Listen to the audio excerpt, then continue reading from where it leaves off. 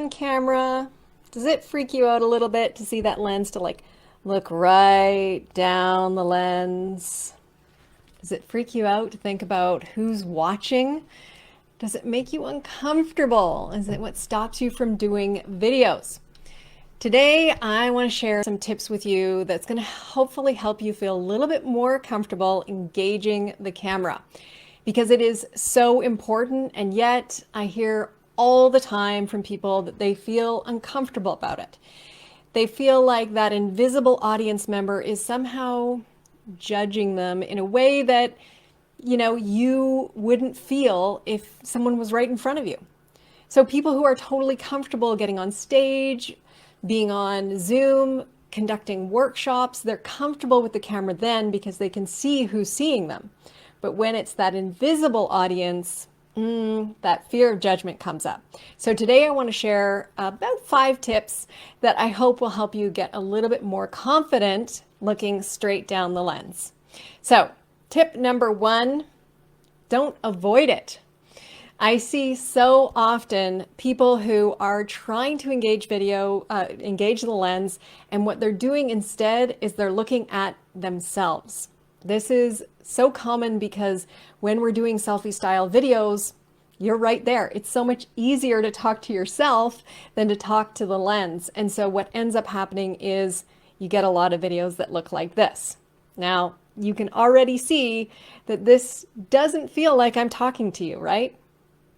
This does. You want to avoid looking at yourself, but you don't want to avoid the lens. All right, tip number 2, be natural.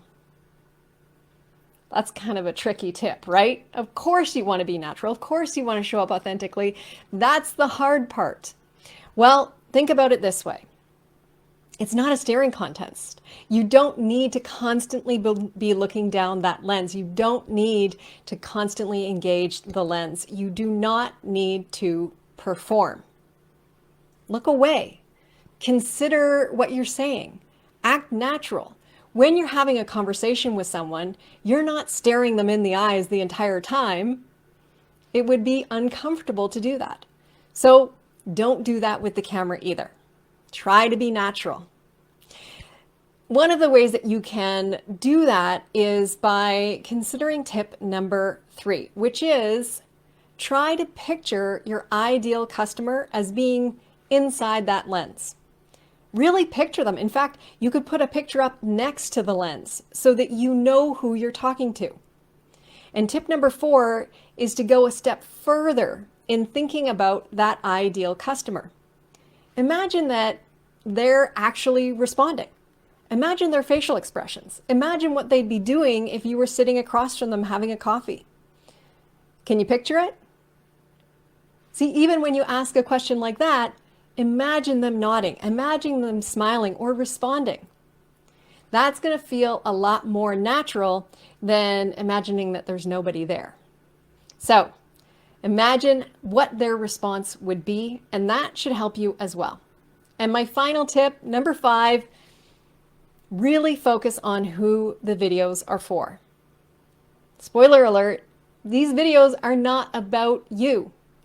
They're for your audience. They're for your viewer. They're for your ideal customer. So when you start to get nervous about who's going to see the video, who's behind that lens, stop. Stop thinking about your concerns. Stop thinking about your fear, and start thinking about why you're sharing this information. Think about how important it is for that person who will eventually see the video to get this information that you have. Videos should be there to serve, not for you to share information about you. So again, it's that focus on your ideal customer. It's so important that you get comfortable looking down the lens and engaging the camera, because when you do that, you're really making eye contact with your viewer. And that is how you make connections. And when you make a connection and people feel that connection, they're far more likely to feel like they know, like, and trust you. And that's why we create videos, right? Yes. So you want to make sure that you stay connected to them, the viewer, by staying connected to the lens. Because a distracted viewer is going to stop watching your videos. So when you're distracted, they become distracted. You want your videos to be effective, right? So maintain that connection.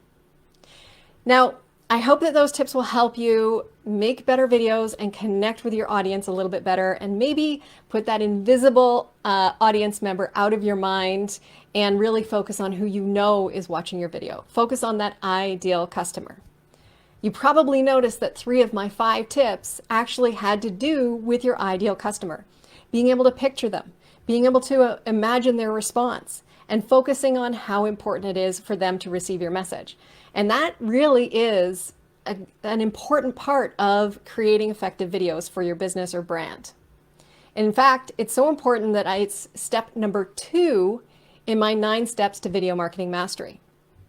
Because we need to know who we're talking to if we're going to create effective videos.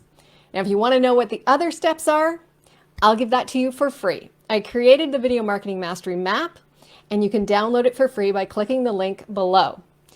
In addition, I'll send you a video training so that you don't just have the map, you can learn how to use it to build out a video marketing strategy that's going to help you connect with your audience and create effective videos so that you can grow your business and increase your reach, your engagements, and your sales. I hope that's super helpful for you. If you have any questions whatsoever, pop them in the comments. I'm always happy to answer questions. And more importantly, click that link so that you can access my 9 steps to video marketing mastery and start creating videos that make a difference for your business. We'll talk to you soon.